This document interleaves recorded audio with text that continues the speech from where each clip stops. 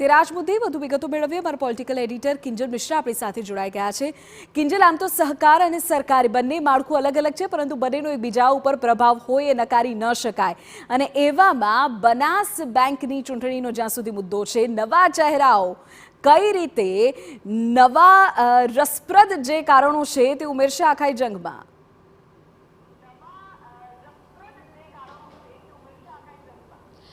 देखो, बात કરવામાં આવે બનાસ બેંકની તો ઉત્તર ગુજરાત માટે જીવાદોરી સમાન બનાસ બેંક છે તે માનવામાં આવતી હોય છે। બનાસ બેંક અને બનાસ ડેરી આ બંનેથી ત્યાંના જે ખેડૂતો છે, પશુપાલકો છે, તેમનું આખું જે જીવન ધોરણ છે તે બદલાયું છે। પરંતુ જ્યારે વાત કરવામાં આવી રહી છે સહકારની, તો સહકારની અંદર હવે ભાજપ દ્વારા મેન્ડેટ છે તે ફરજિયાત કરી દેવામાં આવ્યું હતું। ભાજપના પ્રદેશ પ્રમુખ સી આર પાટીલ હતા ત્યારથી આ મેન્ડેટ ફરજિયાત થયું છે, તો જેના કારણે ભાજપ અને કોંગ્રેસ સહકારમાં જ્યારે એક થઈ જતા હતા અને જ્યારે સરકારની વાત આવતી હતી ત્યારે ભાજપ અને કોંગ્રેસ સામસામે હતા। તો આ એક આખી સિસ્ટમને બંધ કરવા માટે ભાજપ તરફથી સહકારમાં પણ મેન્ડેટ છે તે ફરજિયાત કરવામાં આવ્યું હતું। હાલાકી રાજકોટની જે છેલ્લી ચૂંટણી હતી તેની અંદર મેન્ડેટનો અનાદર થયા હોવાની પણ વાત સામે આવી હતી કે જ્યારે જયેશ રાદડિયા અને બિપિન ગોતા વચ્ચેની જે જંગ હતી તે જગ જાહેર થઈ હતી। પરંતુ બનાસ બેંક રસપ્રદ એટલે પણ છે કેમ કે વાવ વિધાનસભાની પેટા ચૂંટણી પૂર્ણ થઈ છે અને અનેક સમય બાદ આ જે વાવ વિધાનસભા છે તે ભાજપના ફાળે ગઈ છે।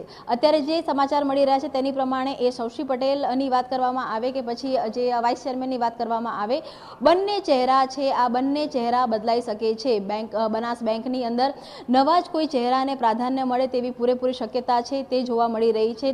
કહી શકાય કે લગભગ 11:15 સુધીમાં આ સમગ્ર પિક્ચર છે તે ક્લિયર થઈ જશે। પરંતુ મેન્ડેટ આ વખતે જે રીતની ચર્ચા છે તો મેન્ડેટ આપતા પહેલા લોકસભાની ચૂંટણી હોય કે પછી વિધાનસભાની ચૂંટણી હોય અને ત્યાંના જે સ્થાનિક ફેક્ટર છે તમામ વસ્તુઓને ધ્યાનમાં રાખવામાં આવશે તે પ્રકારની માહિતી છે તે મળી રહી છે। તો તેને ધ્યાનમાં રાખીને આ જે બંને ચહેરા છે જે પણ વ્યક્તિ હવે આગામી સમયની અંદર જે કહી શકાય કે ચેરમેન કે વાઇસ ચેરમેન બનશે તેમની માટેની ટર્મ 2 વર્ષની રહેશે। સામાન્ય રીતે 5 વર્ષની ટર્મ હોય છે, પરંતુ 2 વર્ષની ટર્મ રહેશે કેમ કે ચૂંટણી છે બનાસ બેંકની તે અત્યારે મોડી ચાલી રહી છે।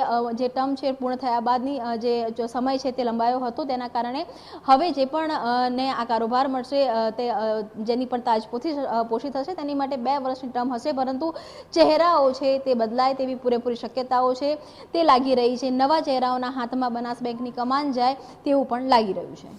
બિલકુલ કિંજલ, આભાર તમામ માહિતી બદલ। તો થોડી વારમાં જ આ બાબતે સત્તાવાર જાહેરાત થઈ જશે કે આખરે હવે બનાસ બેંકના સુકાની કોણ બનશે।